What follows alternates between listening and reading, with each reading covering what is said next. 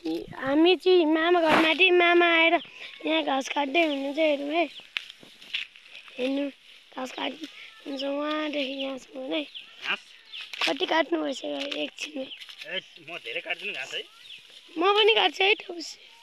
अनि म पनि काट्छु है त्यसपछि तिम्रो हात काट्छ बच्चाहरूले काट्दैन नि म काट्छु नि है मामा त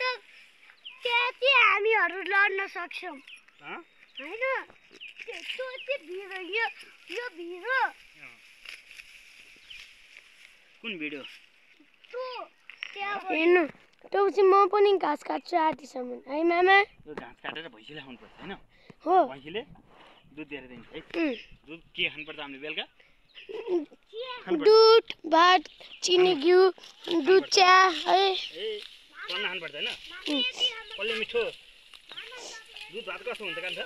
मिठो हुन्छ हो र तिमीले कहिले खाएको छ मैले जहिले खान्छु म चिनी पनि खान्छु यस्तो मिठो हुन्छ अनि त हजुर आज बिहान खाएर त खाएन आज बिहान खाएर बिहान त उतापट्टि मासु भात खा मासु भात हो र रुबक को रूप अनि हेर्नु है काट्दैछ काट्दै हुनुहुन्छ अब मामा टौसी म काट्ने है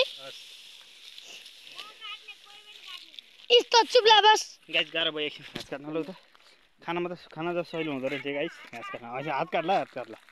हेलो गाइस अनि म काट्छु हेलो गाइस अर्को आयो अर्को के रे यो घमाने आयो अर्को घमाने आयो हेलो गाइस म पनि हेलो गाइस यो भर्सल बगटी हेलो गाइस म पनि काट्छु आज अनि आयो घाँस काट्ने हिँड्दा अब हामीले घाँसको भारी बेकार ढिलो काटे एकछिन अन्त बार्न बजे अन्त चल्दै दौडे अन्त चढाइ अनि ए भने छोतेले आज बाख्रा चरा छोते